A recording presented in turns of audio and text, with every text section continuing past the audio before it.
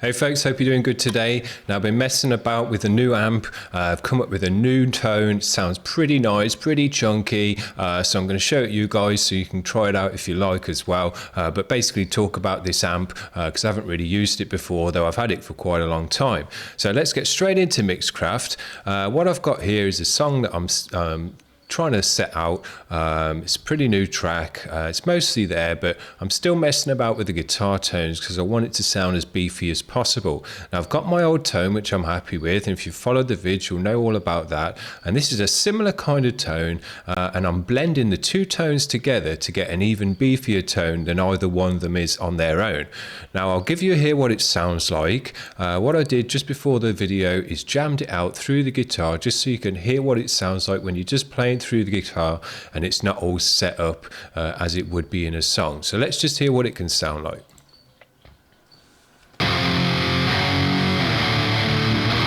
Nice and beefy, heavily distorted, very fuzzy, good low end to it though.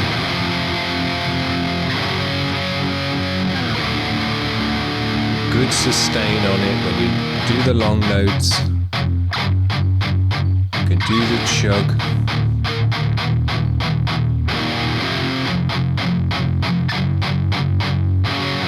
Yeah. No, nice long note.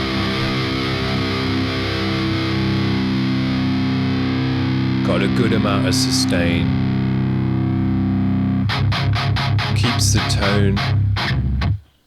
Keeps the tone and the volume for a long amount of time, so it's good on those long drawn out parts to still sound pretty beefy. So I'm pretty happy with how that sounds on its own, but I've set it up in the mix as well. But before we check it out in the mix, I'll just go through the effects change so you can check it out. All this stuff is totally for free, and you can just sort it out for yourself. Now you do need a gate on there because it has got a hiss from the amp.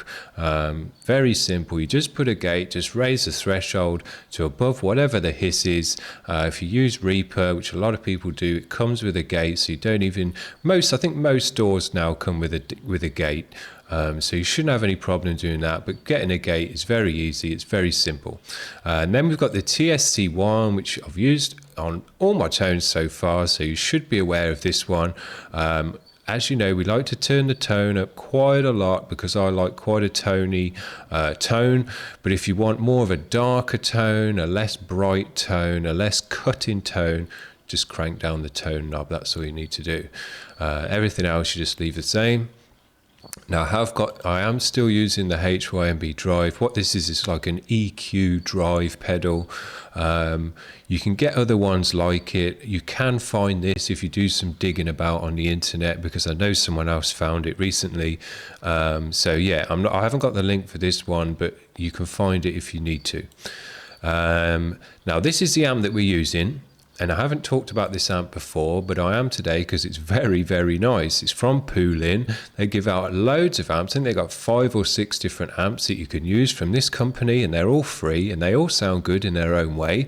But this one I never really looked at before because I thought it was just a Marshall amp. There's loads of Marshall amp sims out there, and I never really get on with the tone of them very well. It's just not really suited to my kind of music. So yeah, I don't really check them out very often, but I've had this sat on my computer for ages, and I've just been messing about recently with different tones. I've checked this one out and it's actually very, very nice.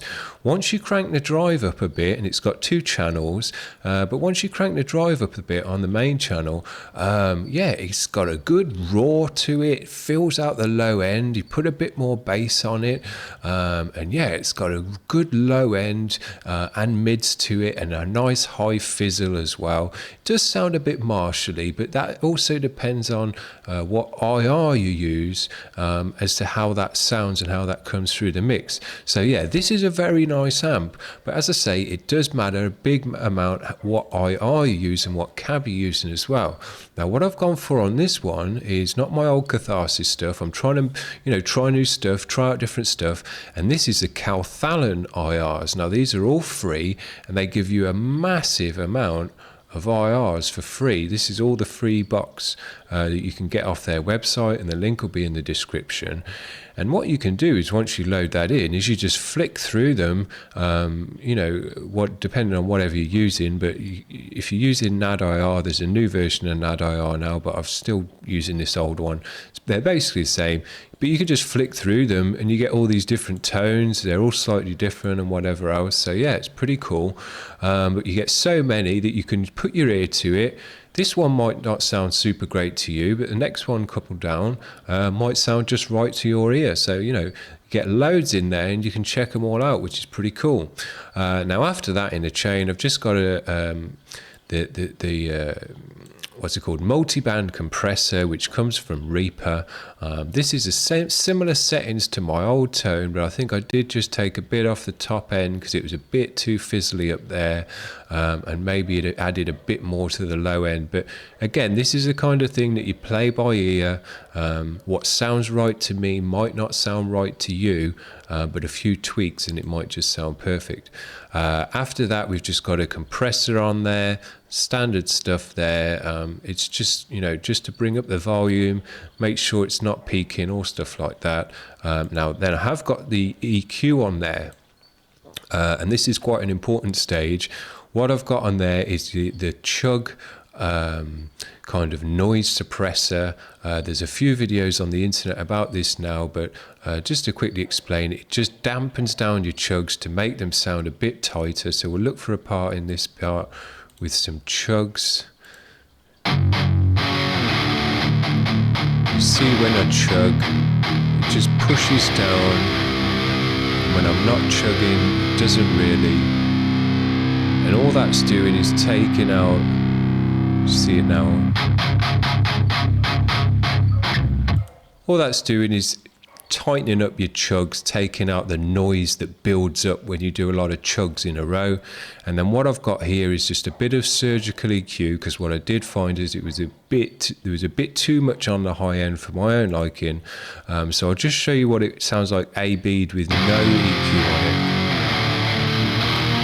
If you hear that, there's some nasty harsh frequencies up there, and they all sit in that area. So I just took those out with the EQ. I'll show you what one of those frequencies sounds like. That's the frequency that I didn't want in the mix. You just take a few decibels off it, out 3 usually works, and there you go. Let's have a look at the other one. Yeah, didn't want that in there, that sounds harsh on the ears. So just take it away, and there you go. Sounds a lot better just from a couple of tweaks like that. So there you go, that's that. And then in the end, I've just got the limiter on there, which I just dump on everything just to make sure it's not peaking, and just set the threshold to -1, so it's only checking the very last decibel. So there you go, that's the tone. You're going to want to set something similar up to this, because these are all the kind of stages of a tone that you're going to need to think about.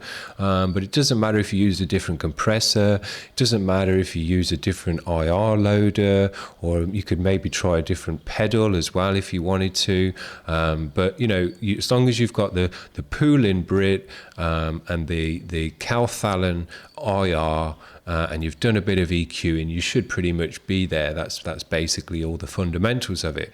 So just to finish off the video, what I will show you is what that sounds like in the mix when I'm mixing my old tone and this new tone together to see how they sound together, and I'm pretty happy with the results so far.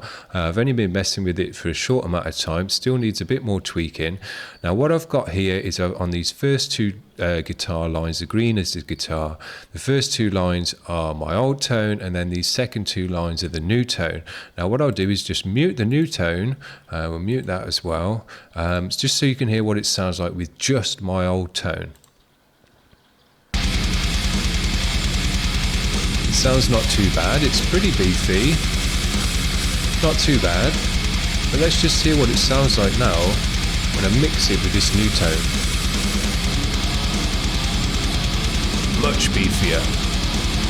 Got a bigger low end, thicker, wider, just sounds all round beefier.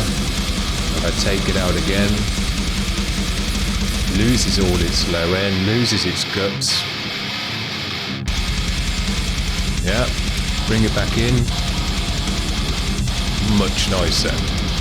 Much thicker, much more in your face, chunkier, and that's what I'm looking for in this mix and in this style of music.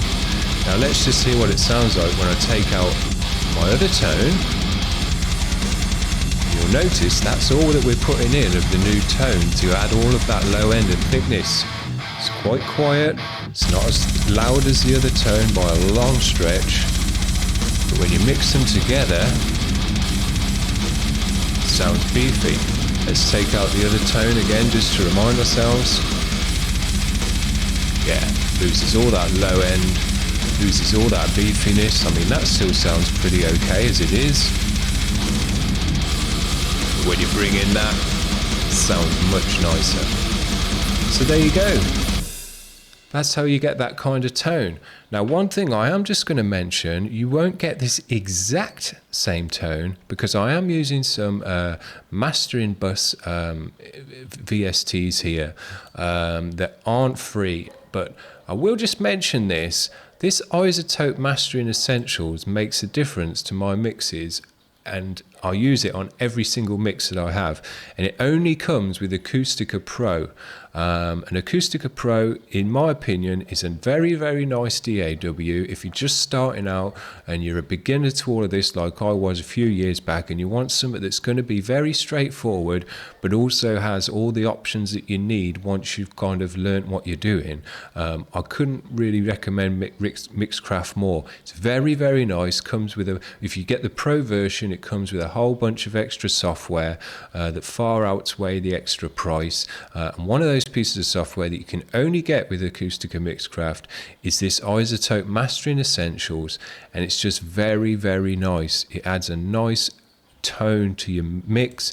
I'll just show you what it sounds like with it on and off so you can get an idea how much this is making a difference to my mixes. This is it on. That's it off.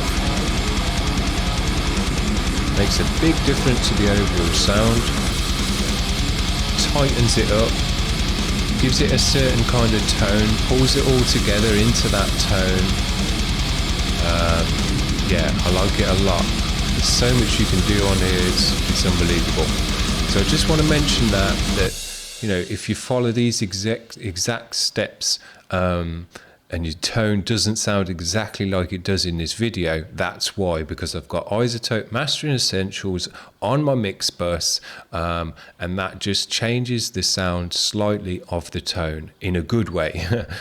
Just makes it a bit more beefier, really, is what it does. But it's going to sound beefy on its own. But if you're thinking of getting a DAW, or you know, you're thinking of starting out and getting into this kind of stuff, I would definitely say think about giving Mixcraft Pro a go. It doesn't come in the standard version, you've got to get the Pro version. So anyway, there you go guys, I've gone on enough in this video.